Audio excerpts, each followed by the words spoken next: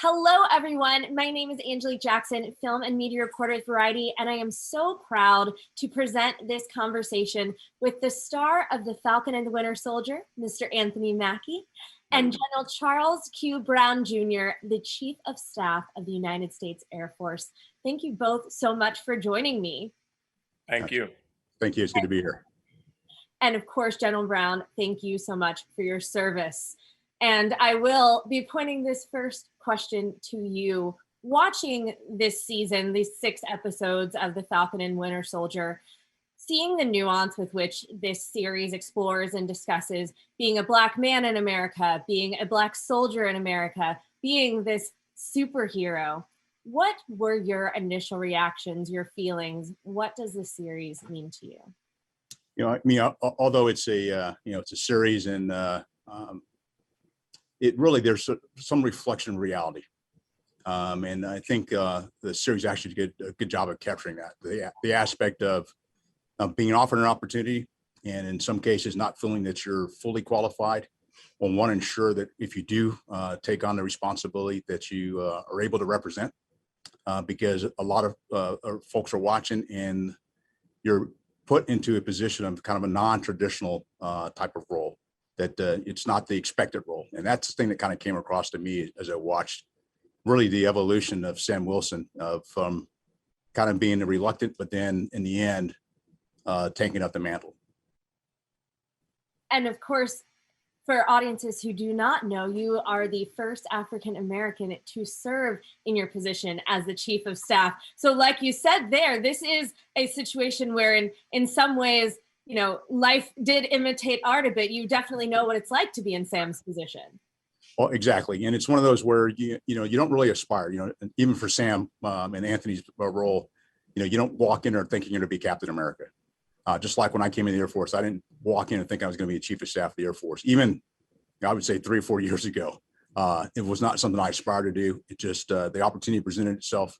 And as I like to say, that I'm probably not the first qualified, but the first to have the opportunity. And I'm very honored to have the opportunity. Absolutely. Anthony, when you hear General Brown talk about his experience and similarly how it does relate to Sam's, how does that make you feel, knowing the idea that, this is a very nuanced conversation, but one you guys really worked to try and get right? Well, Ms. Jackson, you could also thank me for my fake service on TV. Well, as the daughter of a naval officer and you... I mean, I've been in the trenches too in fake ways. That's true, though. They don't go easy on y'all in the Marvel world. So no, I've done training, but no, it's humbling, actually. I've played many soldiers in many different capacities on TV, and what I always learn with going through the training courses and the time that we take to meet with soldiers, going to different bases and things, it's a level of pride and dignity that comes along with being a soldier that the average person does not have. And that's something that I've always held dear to my heart. It started with Manchurian Candidate, and then the Hurt Locker, and now the ultimate being Captain America. But, having family members, having friends who have served and come back, that's something that has always been important to me, is showing soldiers in a respectful humanitarian light. Because I know for me specifically, sometimes I meet people, like General Brown, and I'm like, that guy's not a human being. He's this, he's a rock star, and you forget that they're actual humans.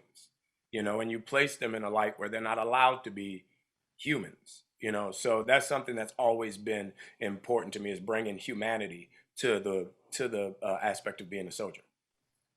And of course, I'm sorry, I when I introduced you, I left out a very important part. The new Captain America, Mackie. Has it even gotten like the littlest bit old yet, or is it still just like, this is really darn cool? You know what? It makes me happy because I literally can shut my friends down at any given moment. And that to me is the warmest part of my soul, that if they say something, I can say, hey, dog, you can't, come on, Cap's in the building. So that that's what makes me happy. I mean, that is definitely a badge of honor that you can wear proudly. And I think too, what is so special about this series is the way that, you know, when we see at the end of Endgame, Sam, you know, is being handed down the shield, and instead of it just being like, okay, he takes it and he's Captain America now, we actually get a chance to sit there and understand what this symbol means, and how, you know, Sam finds his way into that symbol. You know, even when Sam says that symbols are nothing without the men and women that give them meaning, when you got a chance to really show people who Sam Wilson was through this series, you know, what was the most important thing that you wanted people to know about Sam, you know, the humanity behind Sam, before we meet Sam, you know, as Captain America, the superhero? The most important thing was, you know, when you look at his background, there's a certain pedigree, there's a certain drive that made Sam Sam. You know, you have to remember he's a regular guy. There's no super serum, there's no superpower, there's no super suit. He's a guy who went out for a jog and came home an Avenger. So there's a certain recognition that Steve had with Sam where he felt comfortable and confident in giving him the shield.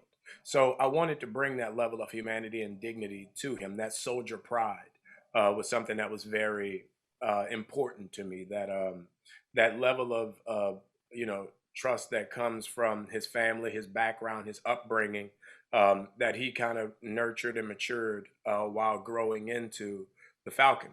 You know, so that was something that was very important, that I wanted to be cognizant of and have people aware of. General Brown, for you, what was it like the first time you saw Anthony in the suit as Captain America on the series? Somewhat about time. I mean, and seriously, there's an aspect of this that you know, many people are qualified, and just having the opportunity. And I think just to watch the evolution, and really the aspect of, you know, someone with a very humble background, humble beginnings, to come to where he is and have the opportunity, and the realization that you know, I can do this. And that was part of, you know, at the beginning of the series, where even after having the shield and really kind of passing it up, just feeling like he wasn't quite qualified, or didn't have the confidence to do it. And then what, you know, as it develops over the series, you saw the, you know, the Captain America who had some flaws, and how Sam Wilson was able to come forward and kind of take the mantle and go, you know, I really can do this. And there's others that actually had confidence in him. And that's the part I think is important. Sometimes you have a lack of confidence in yourself, but others are watching and really can kind of see. But then I think the other that I saw is Bucky kind of didn't fully appreciate the extra burden that comes with it. And that's another part that I think is an important aspect that came across in the series as well. Because General Brown, you, like me, like Anthony, you know, like most Black people in America, I think very much understand that feeling of being, we're often the only person in the room, for example. There are different things that we have dealt with or experienced, or, and quite frankly, overcome, that a lot of our counterparts will not understand. So for the audience at home, tell us a little bit about your journey to getting here. Well, it's kind of been mixed, and you know, I'm a son of a Army officer. My dad did 30 years in the Army, and the whole reason I'm doing this was his idea, that I was going to do 4 years and get out. But I just go back to, you know, it goes back to elementary school, where my sister and I were the only African Americans in the entire elementary school, and then I went to high school and graduated from high school in Newport News, Virginia, where my high school is 50% African American. So I've kind of lived on both sides. And then, as you described earlier, a good portion of my career flying fighters, I was the only African in my entire squadron. And even today, when I go into meetings with my 3 and 4 stars, I am often the only one African American in the room. And so you are representing not just you know, yourself, but you know, as I say, I'm not representing all African Americans. I just bring an African American perspective into the meeting. And you know, ideally, what you want to do is bring more of that in and open more eyes, and really have all of us work through this. So it's one of those where you're always on, I would say always on display, because this may be the only time they see someone like me at this level, and you're being watched. And it's just one of those, you want to make sure you're representing not just yourself, but all those that come behind you. Absolutely. It's why moments in the series, like watching Sam Wilson's nephews play with the shield and kind of watching him with the training, are so important, because those symbols really are for the next generation. You know, Anthony, when you is there a scene in particular that stands out to you as the one that you kind of think is like carrying this legacy forward, or maybe one that was most emotional for you as an actor to perform? For me, all the stuff with Isaiah Bradley was very emotional. When I moved to New York in '97, I moved up to Harlem, and I met a wealth of soldiers who had come back from Vietnam, actually a few who had come back from World War II. And the experiences they had as vets coming back was tremendously humbling, to say the least. And I feel like Malcolm captured that beautifully.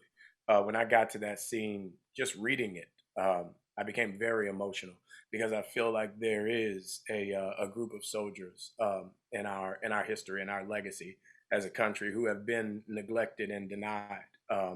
Even here in New Orleans, we have the World War II Museum.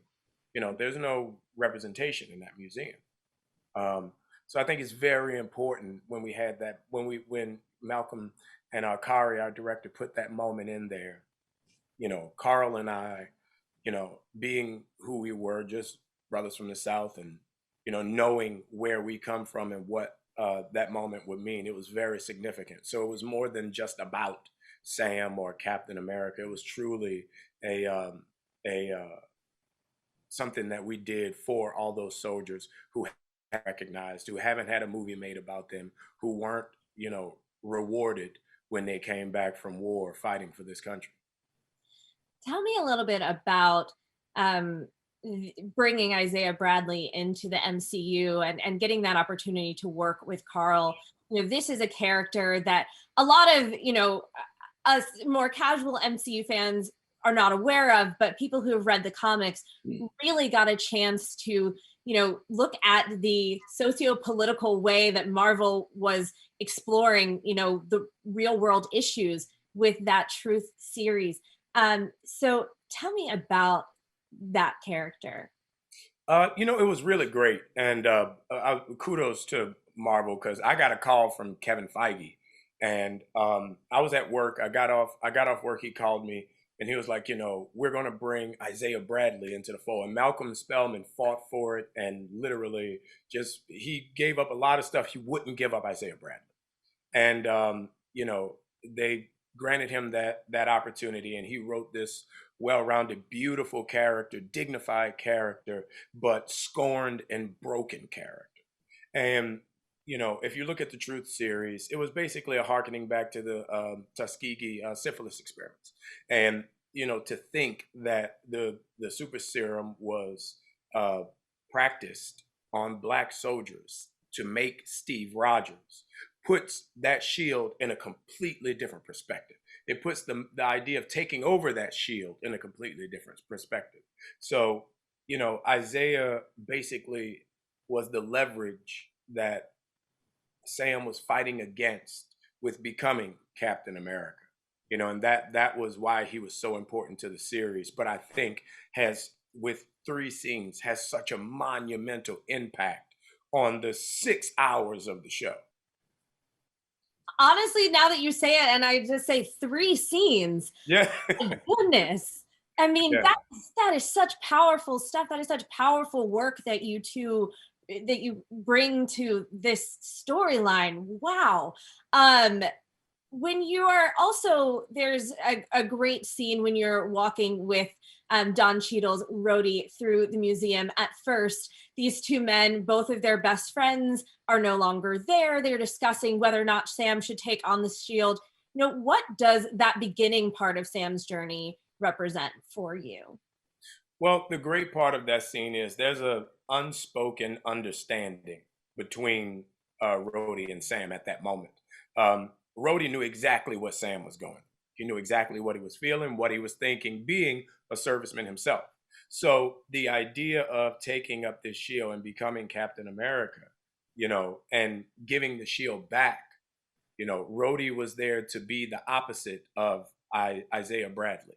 He was there to balance out that conversation, soldier to soldier, and really tell him, the best way to overturn a corrupt society is to infiltrate that society and become the voice of the unheard within that. And but all of that was unsaid. It was a simple conversation, simple moves, and just them being surrounded by this mantle of Steve Rogers said it all. The weight of that moment, these two Black dudes, and being the one that was chosen, being the Jackie Robinson of the Marvel universe. You can stumble, but at no point are you allowed to fall. If you go down this road, no mistakes can be made. So the humbling nature of that, there's a lot of weight on your shoulders. And Jenna Brown, I want to talk to you about that idea too. The idea that Sam Wilson is this normal guy. He is not, a super soldier. He didn't take the serum. He doesn't want to take the serum. What does that mean to you as you're watching this character? What does he represent? Well, I mean, I think about my own career. And something, having been an instructor at the weapons school, which is one of our premier schools, we talk about being humble, approachable, and credible. And it's just the humble nature of Sam that, just to be able to step back from this and also understand the weight. And it's interesting that he steps away from this and actually circles back around. And just to be able to go, he's just a normal person. And I think that, I think about my own career. Because I never aspired to do many of the things I've had great opportunities to do. It's just that a lot of things have come together, and just by being me. And I think the same thing for Sam. Over time throughout the series, he just being himself then gets to the mantle of to be Captain America. To see these Black soldiers on screen, obviously from various disciplines of the armed forces, what does that mean to you to see them get a chance to be these superheroes? Well, it's just, I don't have an opportunity. I think and really for any one of us, whether it's, going into the military or being an actor, the aspect that you can see somebody who looks like you and go, I have the opportunity to do this. I can be, and I really believe, and I always believe that young people only aspire to be what they've been exposed to. And if they haven't had a chance to see it, it's kind of hard to say, I want to do that one day. And you're less inclined to do it unless you have someone that looks like you that says, hey, there is an opportunity there. And the fact to have, Anthony now as Captain America anybody can fill any one of these roles. Now, I'm sure he's not willing to go Captain America right now, but at some point you may hand the mantle off to somebody else. But I think that's an important aspect of, being able to be a role model and opening doors for those that come behind us. All right. How many years? What is your timeline for Captain America? When are you willing to give it up? But I definitely don't want to be a 55-year-old Captain America. So I got a solid, 6 to 8 in me. Well, listen, we know Marvel will keep that work flowing. We are so excited to see more of Sam Wilson as Captain America coming up in your own movie. So that is exciting news. But also, at the end of this series, you have this incredibly powerful speech and conversation that kind of, it seems to sum up where we are kind of as a world right now, and maybe what we need to be doing to move forward, and kind of in the way that, again, life imitating art, the conversations we've been having as a country as of late versus the conversations we were having kind of internally as Black people for decades. It is that moment in which you are kind of speaking this truth to power. Tell me about how that monologue and that conversation came together. I know you were very much a part of making sure that Sam's words felt real.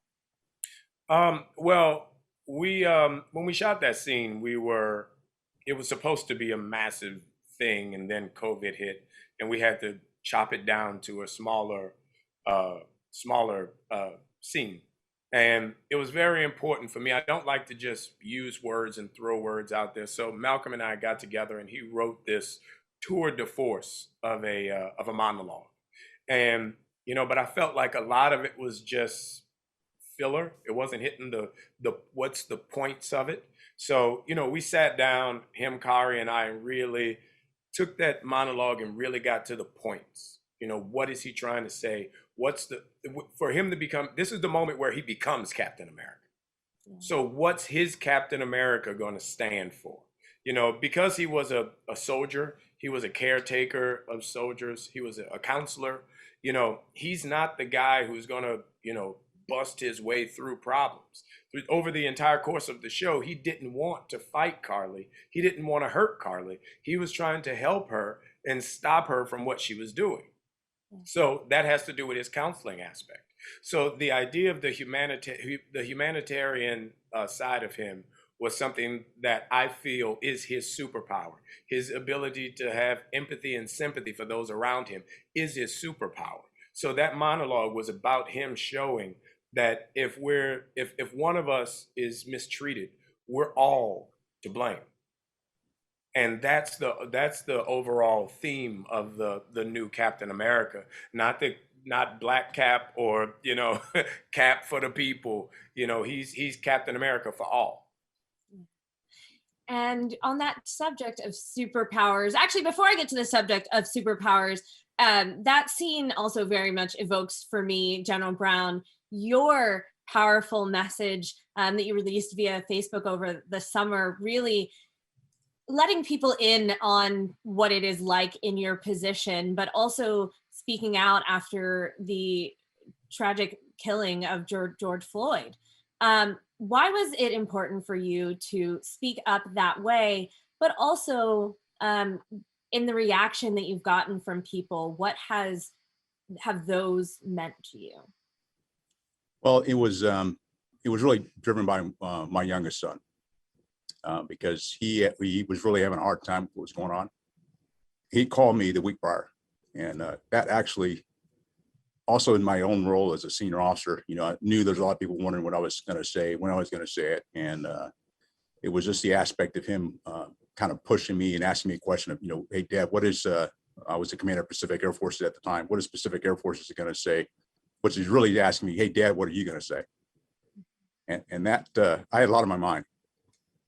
And so I just shared it, and I really did not intend for it to be to go as broad as it did, but I'm glad it did. And it's just so interesting that before I finished watching the series, my oldest son sent me a clip of Captain America's piece, and I watched it just before I was going to work, and it brought back some emotion, because I really felt it resonated with me, because it took me back to the video I created.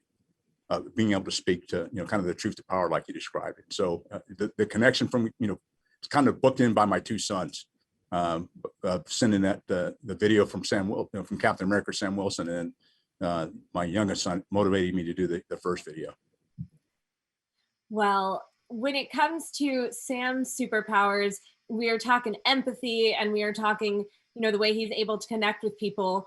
General Brown, what would you say is your superpower?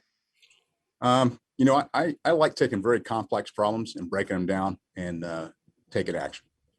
And I've often said, some folks have asked me, when I leave this job, what do I want to be remembered for? And I go, that I made a difference. And I mean, that's why I continue to serve. That's what I want to do, and I want to make it better than when I got into this position. And that's the whole goal. That's spectacular. I'm now speechless, trying to figure out how I'm going to segue to the next question. I'm like, are we done? Was that it? Did you just finish it and so brilliantly? But that is really the truth of, I know that, we're doing entertainment and it seems silly, but that is the power of a show like this as well. And the power of what we kind of do in putting these things out there is the idea that, the hope is that we can make the world see itself better. And I feel like that's what makes this show so impressive and nuanced and powerful. And I feel like people watching at home have really tacked on to. Anthony, what is something that someone has said to you about this series that has really resonated? A friend of mine is a teacher down in Florida, and she works with these special needs kids. So she comes out as kid on the monkey bars, and he's doing pull-ups on the monkey bars. And she goes over and gets him. She's like, "What are you doing? You're gonna hurt yourself." And she's like, the kid tells her, "Well, Captain America looks like me now, so I need to get in shape. So if he needs my help." And I thought that was the coolest thing. I mean, she sends me a picture of the kid. She's crying. The kid's like, but I've heard so many stories like that. But that one, just because special needs kids are so near and dear to my heart, that one for this kid to see a 6-hour series and get enough, strength within himself to think that he needs to be prepared and ready, that made all of the work that we had to do to put it together, that made it worthwhile for me. Well, what is Captain America's next adventure? You have your sidekick is ready to go. You need to you need to get him in the movie. I know. I got to go to Homestead and meet this kid. It was when she told me that, it was because I have 4 boys, and I know how hard it is. When leading them to water, I know how hard it is to make them drink. And for this kid to be motivated enough to get out there and, get at it, when all this COVID stuff is over, that's what I'm most excited about. Like, because I feel like, kids need to see you're real. Kids need to see General Brown and know that he's real, a tangible person, not just make believe. Because you hear stories, you hear rumors, you see them on TV. Like my 5-year-old, we were sitting here watching the series, and he looks at the TV and he looks at me and he goes, "Dad, that guy looks just like you." And he couldn't put together that I was on the TV and on the couch at the same time. Like he just couldn't. He stopped and he looks at it and he's like, "He sounds like you too. Like you could be Captain America." And so they need to see that you're real. So I look forward to showing little kids of every race and background that I'm a real person. Absolutely.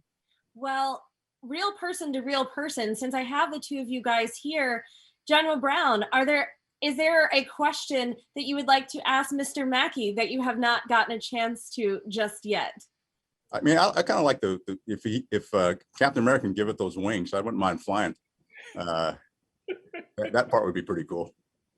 See, I already got it. What I think, remember like in the 80s and early 90s, every police show had like 48 hours. They had like the police chief was the old black dude, and he'd come out and like yell at him, like, "Get in my office," So I think you should be my like supervisor, and you come out and just ream me one good time and then just go and slam the door. That's when great cameo. I Right. know what I got to do. And everybody's like, "Who is the captain? That guy is great." Well, that would be acting, because I don't. That's not a character for me. But if I had to, I could. I think I could do it. We have full belief in you. Mr. Mackie, do you have a question for General Brown? Yeah. Okay. So when promoted, is it because of the work you do? Like, you press your blues well enough, or you go to all the meetings, or do you take tests, or like, how is it a time thing? Like if you're in the military for a period of time, you get promoted. How does promotion work for you to go from regular enlistee to 4-star? Or for all of it, there is a time component. We look at performance, but we also look at future potential. And so with that, you got to be performing in the job in the job that you're in, and then at the same time show that you have potential to move to the next level. And that's the assessment process. And so on the enlisted side, there is some testing. On the officer side, there are no tests, but you get performance evaluations and feedback, and the scoring of your records. There's certain steps you have to go through, schools and performance, those kinds of things that you have to do and fulfill to remain competitive. So it's a competition all the way to this level. Huh. So is it possible for you to be in the military for like 20 years, but still be on the first level ranking? Like, what is, when you first signed up for the Air Force, what are you called? A grunt? What are you called? Well, airman, an airman. An airman, just an airman. So for Right. you, can you be like a 60-year-old airman?